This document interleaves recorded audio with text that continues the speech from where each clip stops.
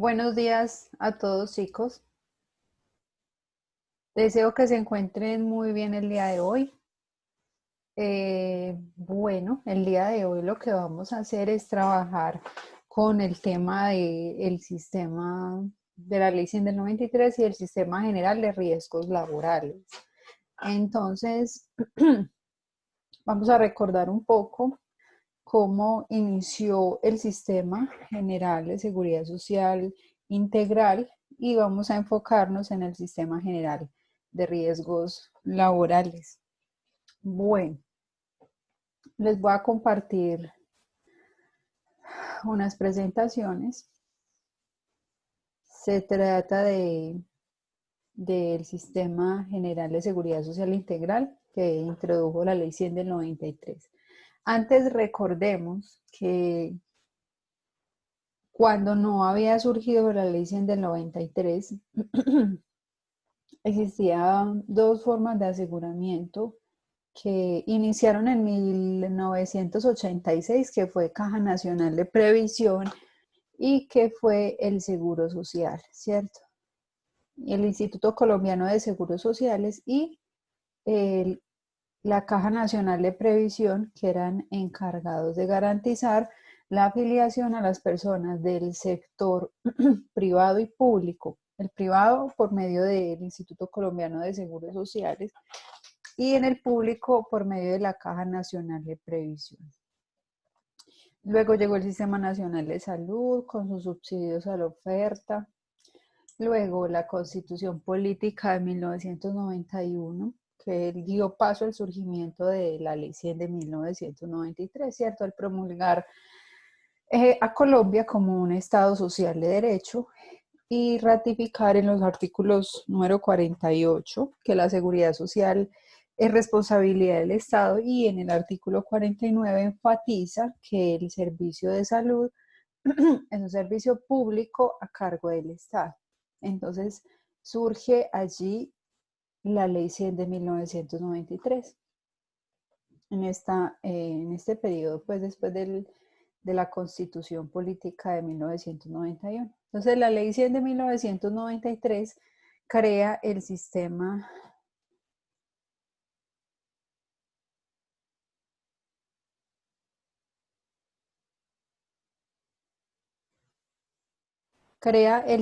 General de Seguridad Social Integral.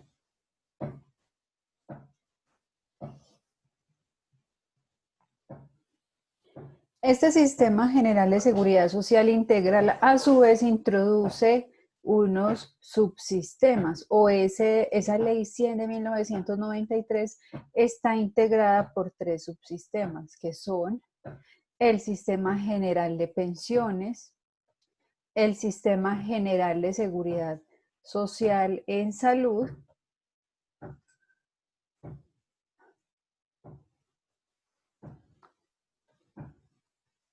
y el Sistema General de Riesgos Laborales.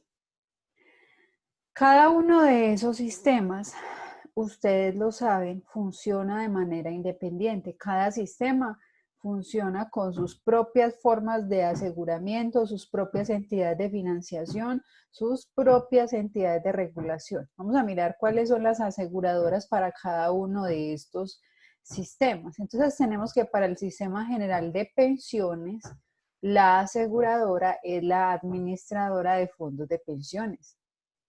Esa administradora de fondos de pensiones es la que hace la labor de recaudar las cotizaciones y hacer la administración de estos recursos, hacer el pago de las pensiones, de invalidez, de vejez, de muerte y el pago de incapacidad cuando corresponde a la AFP. El Sistema General de Seguridad Social en Salud, su aseguradora o su administradora es la EPS, que cumple unas funciones similares que la AFP, pero dentro de este sistema de salud.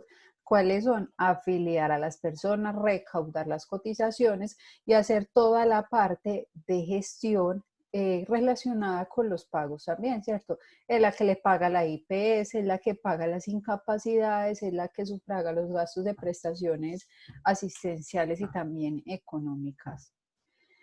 Para el Sistema General de Riesgos Laborales, ¿Cuál es esa aseguradora? Sería la ARL, la administradora de riesgos laborales o de riesgos profesionales, como lo encuentran en legislaciones anteriores al 2012, ¿cierto? Entonces, ARP o ARL, que es la administradora de riesgos laborales, se encarga de hacer el proceso de gestión, que es el recaudo de las cotizaciones, la administración de los recursos del sistema, el pago de las incapacidades, indemnizaciones y pensiones derivadas de la parte ocupacional y también el pago de las prestaciones asistenciales que se deriven de las contingencias ocupacionales.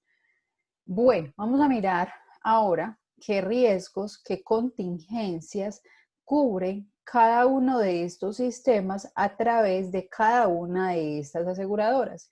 Entonces tenemos que la AFP, ¿cierto? Que el Sistema General de Pensiones a través de la AFP, de la Administradora de Fondos de Pensiones, va a cubrir los riesgos de vejez, invalidez y muerte.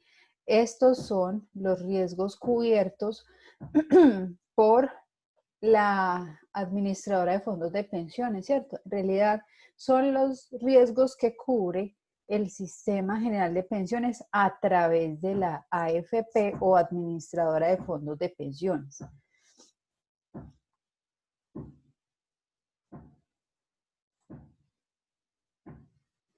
Vamos a mirar, discúlpenme, vamos a mirar los riesgos que cubre el Sistema General de Seguridad Social en Salud a través de la EPS. Esos riesgos son la enfermedad de origen común o la enfermedad general, como llaman algunos, el accidente de origen común o el accidente general, como le dicen también, y la parte del embarazo, ¿cierto? La parte gestacional. El sistema general de riesgos laborales a través de la ARL también cubre unos riesgos. ¿Cuáles son esos riesgos? Los derivados de lo ocupacional, como accidente de trabajo, enfermedad laboral, la invalidez y la muerte derivadas de accidente o enfermedad laboral. Estos son los riesgos cobijados por la administradora de riesgos. Esta información ya ustedes la han manejado, ¿cierto? Porque ya este esquema o esta información la vienen viendo desde el primer semestre, ¿cierto? Vamos a hablar ahora de los beneficios, de estos beneficios que trae cada uno de estos sistemas a través de cada una de estas aseguradoras. ¿Cuáles son esos beneficios que me va a dar el Sistema General de Pensiones a través de la Administradora de Fondos de Pensiones para la cobertura de estos riesgos? Entonces van a ser beneficios solamente de tipo económico. El Sistema General de Pensiones a través de la AFP solo me cubre beneficios de tipo económico. No cubre beneficios asistenciales, solo de tipo económico. ¿Y cuáles van a ser? Pensión por vejez, que es ese dinero que se le paga a una persona cuando alcanza una edad en la que ya no se encuentra lo suficientemente vital para realizar sus tareas. Cada vez se modifica esa edad, actualmente está en 57 y 62 años para mujeres y hombres respectivamente, ¿cierto? 57 mujeres, 62 hombres. La pensión de invalidez es un dinero que se le va a pagar recurrentemente a la persona cuando tenga una pérdida de su capacidad funcional del 50% o más. Pero ojo que esta pensión por invalidez que paga el Sistema General de Pensiones a través de la AFP se deriva por contingencias lejanas o diferentes a la parte ocupacional. Es decir, cuando la invalidez sea producida por un accidente de origen común o una enfermedad de origen común, o sea, no desarrollada en el campo ocupacional. Pensión de sobrevivencia. La pensión de sobrevivencia es una ayuda, un pago recurrente, un pago que se realiza mes a mes para la familia de la persona que estaba sosteniendo económicamente ese hogar. Es decir, el cónyuge o la compañera permanente y los hijos, o los hijos si es que no hay compañera permanente solamente, ¿cierto? Este dinero se va pagado a ese grupo familiar que quedó descobijado.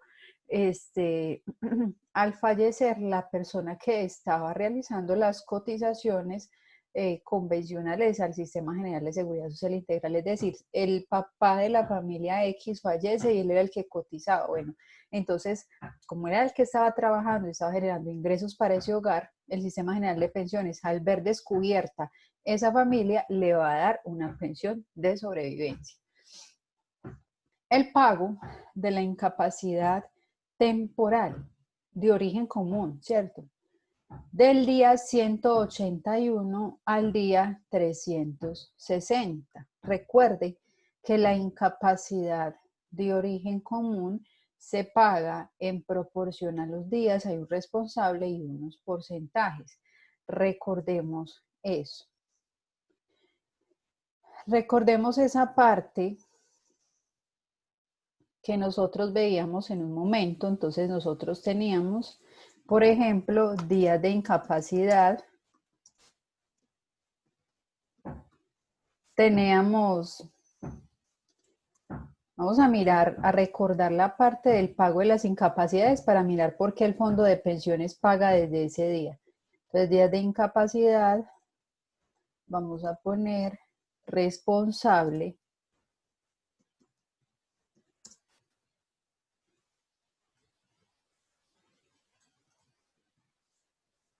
y porcentaje, el porcentaje que se paga. Entonces, los dos primeros días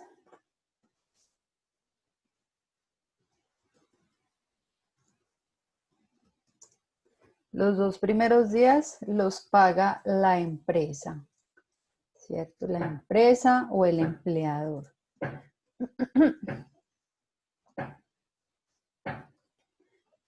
¿A qué porcentaje? En la norma no dice, ¿cierto? Pero normalmente la empresa lo paga al mismo porcentaje que lo paga la EPS, aunque algunas lo pagan al 100%. Entonces, normalmente se paga el 66,67% los dos primeros días. Ahora vamos para del día 3 al día 90. Del día 3 al 90 lo paga la EPS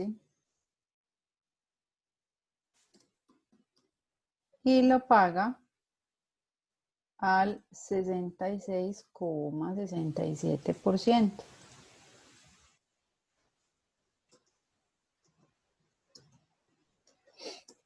Bien. Ahora, del día 91,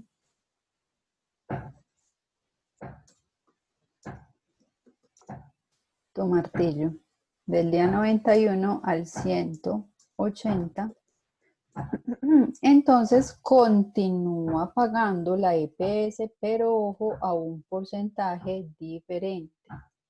Entonces sigue la EPS, pero ya no al 66,67, me disculpen que quedó torcidito, sino al 50% del valor del día.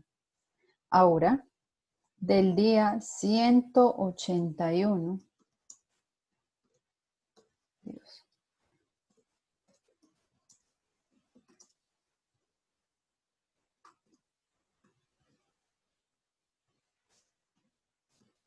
al 360 lo va a pagar la AFP. Ahora sí interviene la AFP al mismo porcentaje anterior de la EPS, o sea, al 50% del valor del día. Entonces, mire, fíjese que por eso es que la AFP paga del día 181 al 360, por eso está consignado allí en esa presentación, aparte de que también las prestaciones económicas que asume el fondo de pensiones sería el pago de incapacidad de origen común del día 181 al día 360, aunque ese no es el límite pues de incapacidad en Colombia, llega hasta otro año, ¿cierto? Hasta otros 360 días, ya es una cuestión pues ya consensuada, digámoslo así, es un proceso. Aunque no tiene que ver, pues ahorita se los voy a mencionar, aunque no tiene que ver pues directamente con la temática que estamos hablando, también les puedo explicar esa partecita para que recordemos eso que ya vimos. Bueno, entonces, el pago de la incapacidad temporal también lo asume el Fondo de Pensiones del día 181 al día 360. Voy a quitar esto de aquí para seguir en las presentaciones. ¿Listo, jóvenes? Bueno, no hay dolientes. Entonces sigamos con las presentaciones. Les decía yo que sigue asumiendo que hay un proceso pues ahí para el reconocimiento de otros 360 días. Entonces lo que pasa acá, chicos, cuando ya llega a los 360 días es que la EPS tiene que decir si ese empleado si esa persona más bien se va a recuperar o no se va a recuperar. Antes de que llegue el día 360, la EPS tiene que decirle al fondo de pensiones si esa persona se recupera o no. ¿A qué me refiero?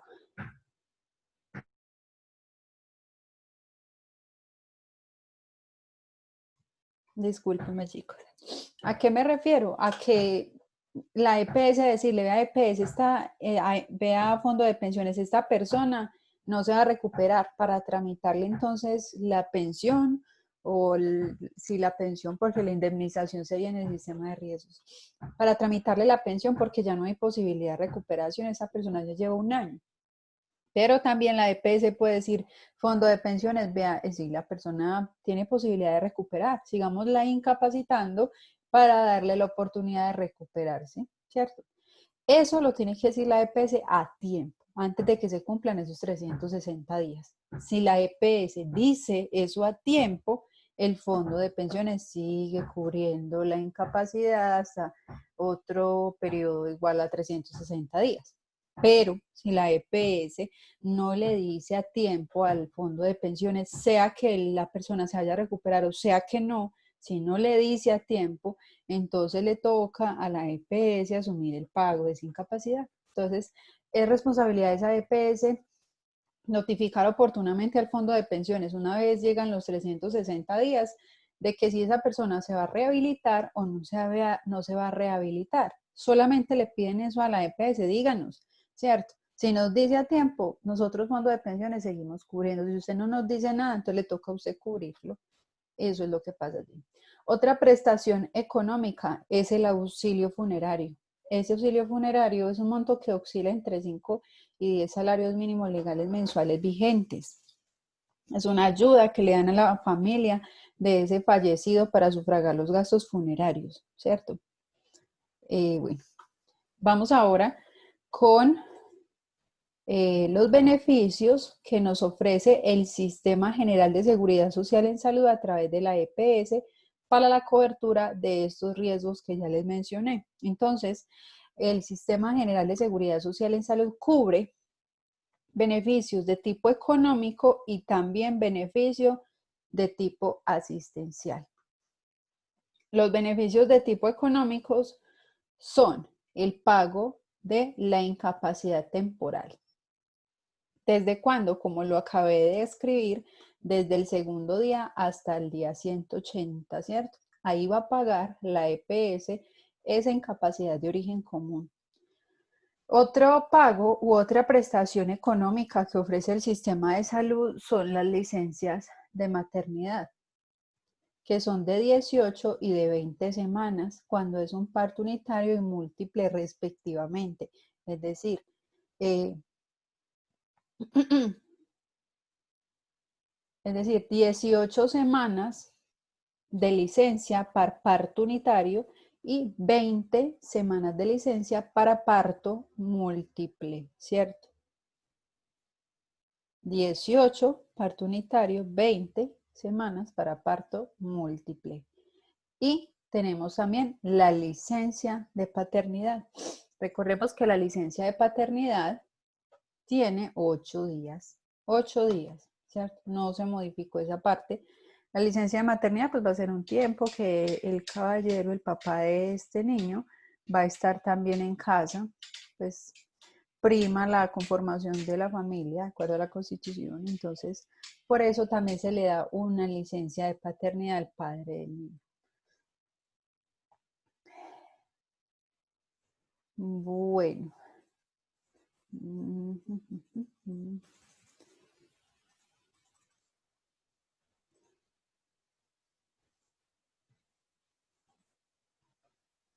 Vamos a mirar que en ese sistema de salud también, aparte de estos beneficios económicos que les acabé de mostrar, que son estos, ¿cierto? Pago de incapacidad, licencia de maternidad y licencia de paternidad, también hay unos beneficios de tipo asistencial.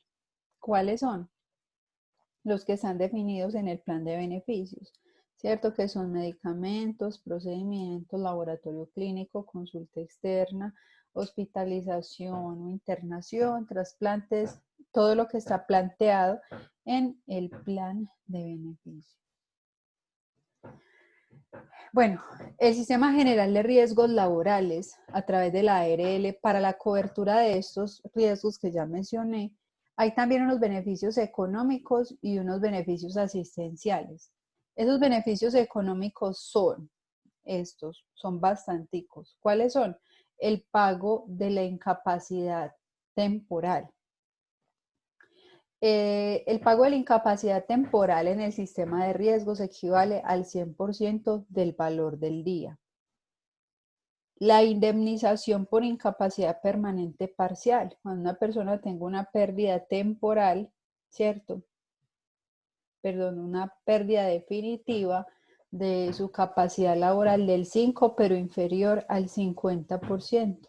Entonces, me van a dar un reconocimiento que oscila de 2 a 24 veces el ingreso base de liquidación. También genera el pago de la pensión cuando la pérdida de la funcionalidad es permanente y depende de la pérdida. Si la pérdida es del 50% e inferior al 66%, la pensión es del 60% del ingreso base de liquidación. Si la pérdida es del 66% o más, se le va a reconocer a la persona el 75% del ingreso base de liquidación, ¿cierto? Entonces, recordemos, el pago de la incapacidad temporal equivale al 100% del valor del día. ¿Cuál es la incapacidad temporal? Me incapacité 3 días, 4, un mes, ¿cierto? Me van a pagar al 100% del valor del día, no al 66.67 como en el sistema de salud, sino al 100%. La indemnización por incapacidad permanente parcial es una pérdida permanente, pero parcial. Permanente, o sea que nunca la persona se va a recuperar, y es parcial porque es de una parte del cuerpo. Entonces es permanente, parcial. Ejemplo, usted perdió un dedo, una mano, la visión, la audición de un orificio auditivo, de un canal auditivo, ¿cierto? Usted perdió la audición de una parte. Entonces ahí estamos hablando de una pérdida permanente parcial que acarrea una indemnización por incapacidad permanente parcial. ¿Y cuánto dinero equivale eso? A un monto que va entre 2 y 24 veces el ingreso base de liquidación. ¿De qué va a depender esa indemnización? Del porcentaje de pérdida. El médico evalúa de acuerdo a las características de ese paciente qué tanto perdió, ¿cierto? Si perdió el 6%, el 8%, el 10%, y hay una tabla expedida por una norma que nos dice que de acuerdo al porcentaje de pérdida va a ser ese ingreso base de liquidación que le den. Es una indemnización, no es que ya lo van a despedir, no lo pueden despedir. ¿Cierto? La persona debe ser integrada nuevamente a la empresa, sea en un área diferente o en la misma área, si es que la pérdida no interfiere con la realización de sus tareas, pero no lo pueden despedir, lo deben de reintegrar. Tenemos entonces también la pensión de invalidez. Se da cuando la persona pierde el 50% o más de su capacidad. Entonces, si el porcentaje de pérdida es entre el 50 pero menos del 66, la pensión es del 60. Si la pérdida es entre el 66% o más, la pérdida es del 75% del ingreso base de liquidación. El sistema de riesgos también reconoce una ayuda del 15% adicional cuando El pensionado requiere el auxilio de otras personas para realizar las funciones elementales de la vida. ¿Cuáles? Alimentarse, desplazarse, asearse, ¿cierto? Entonces, digamos que ese 15% es más que una ayuda para ese pensionado, es una ayuda para la persona que ayuda al pensionado. ¿Listo? Otro reconocimiento económico es la pensión de sobrevivientes. La pensión de sobrevivientes es una ayuda que le van a dar a la familia cuando muere el afiliado. ¿Cuánto le van a pagar? El 75% del ingreso que tenía esa persona. ¿Cuándo se muere el afiliado? ¿Cierto? Cuando hay muerte del afiliado, el 75% del ingreso va a ser de liquidación. Cuando hay muerte del pensionado, el 100% de lo que recibía el fallecido como pensión. ¿Cierto? ¿Cuál es la diferencia entre muerte del afiliado y muerte del pensionado? Toda. Muerte del afiliado es la persona que está realizando la tarea y muere ahí, realizando el trabajo, estaba in situ, estaba realizando su tarea y se cae de alturas, se muere. Muerte del afiliado, a la familia le van a dar el 75% del ingreso base de liquidación. Muerte del pensionado, la persona que ya estaba pensionada, ya estaba en su casa pensionada y entonces fallece. A la familia le van a dar el 100% de lo que recibía esa persona como pensión. Tenemos que tener en cuenta que, mire que acá a la persona le reconocen el 15% si requiere de la ayuda de alguien. Si ese pensionado que muere recibía la ayuda, le van a restar ese 15% a la familia, porque recuerde que ese 15% tenía como objetivo ayudar al que ayudaba al pensionado y al ya no estar el pensionado ya no cumple la función ese 15%, por eso se lo descuentan. Listo, esta es entonces la estructura de, de la Ley 100 de 1993. Bueno, olvidaba los beneficios asistenciales, que son los mismos que ofrece el sistema de salud y son los que están definidos en el plan de beneficios. Esos son los beneficios asistenciales que ofrece el sistema de riesgos laborales. Listo.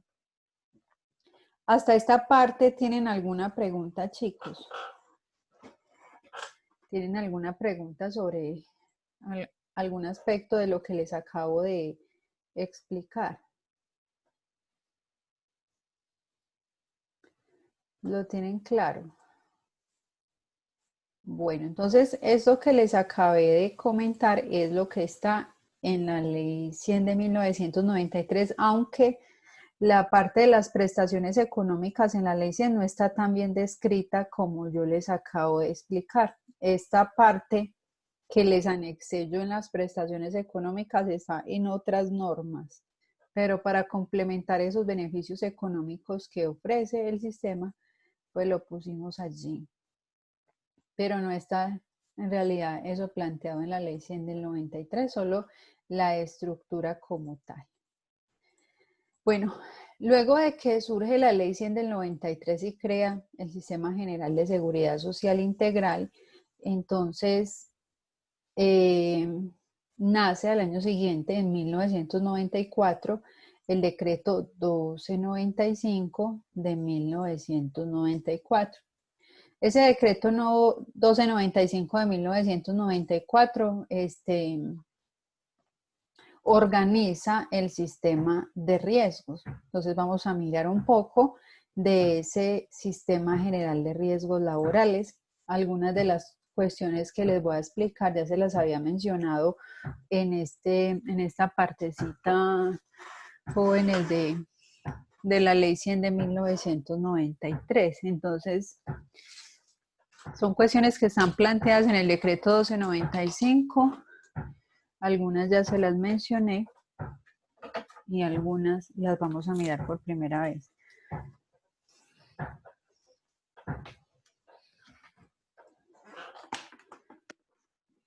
Bueno, entonces les decía que este decreto 1295 de 1994 organiza el Sistema General de Riesgos Profesionales. En este entonces, o sea, cuando surge este decreto, aún no se había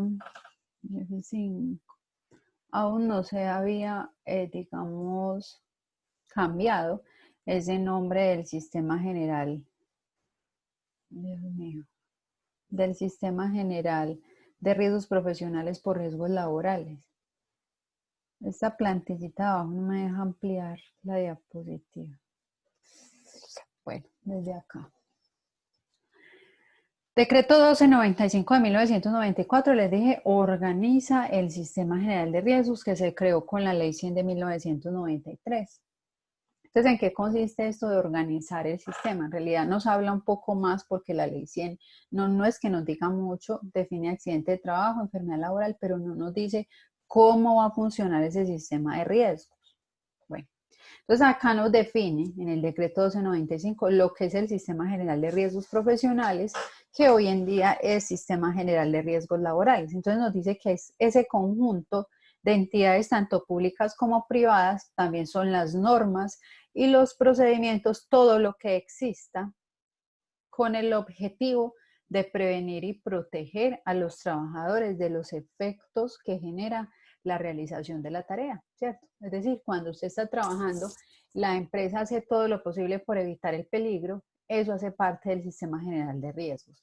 Todas las instituciones que hayan para el cuidado del trabajador, todas las normas que se expidan con el objetivo de garantizarle el acceso tanto a las prestaciones asistenciales como económicas al trabajador, hace parte del sistema de riesgos. Entonces son esas normas, instituciones, procedimientos, todo lo que tenga como objetivo proteger y atender a los trabajadores de los efectos de las enfermedades y los accidentes que puedan derivarse en el trabajo. Nos dice acá, ¿cuáles son los objetivos de ese sistema general de riesgos? El primer objetivo es establecer actividades de promoción y prevención. La premisa del sistema general de riesgos es establecer actividades de promoción y prevención para evitar precisamente los accidentes. Mire que prima esta parte de la prevención antes que la atención, porque primero es mucho más sano para la persona hacer actividades que eviten que él sufra accidentes o enfermedades a que le den indemnizaciones y atenciones, ¿cierto? Es mejor evitar el accidente o ya sea la enfermedad que de pronto que me presten todos los servicios. No es mejor evitar sufrir ese accidente o enfermedad. Entonces, por eso es el principal objetivo que está planteado en este decreto 1295. El siguiente objetivo es fijar esas prestaciones de atención y esas prestaciones económicas. El sistema establece cuánto le van a pagar de incapacidad, de indemnización, de pensión, cuáles van a ser esas prestaciones asistenciales que le van a brindar cuando usted sufra un accidente o una enfermedad de origen laboral. El siguiente objetivo es reconocer y pagar estas prestaciones económicas. No solo que queden planteadas en la norma, sino también que haya un reconocimiento, ¿cierto? Que se paguen cuando la persona las requiera o las necesite. Fortalecer las actividades tendientes a identificar el origen de los accidentes y las enfermedades de origen laboral. Es decir, fortalecer la investigación de los accidentes de trabajo. Ese es uno de los objetivos también de este decreto 1295 de 1994. Características del sistema. Es dirigido por el Estado, ¿cierto? El Estado es quien vigila y controla el sistema de riesgos. Las administradoras del Sistema General de Riesgos tendrán a cargo la afiliación del sistema. Lo que les decía ahorita, la función de la ARL es hacer la afiliación al sistema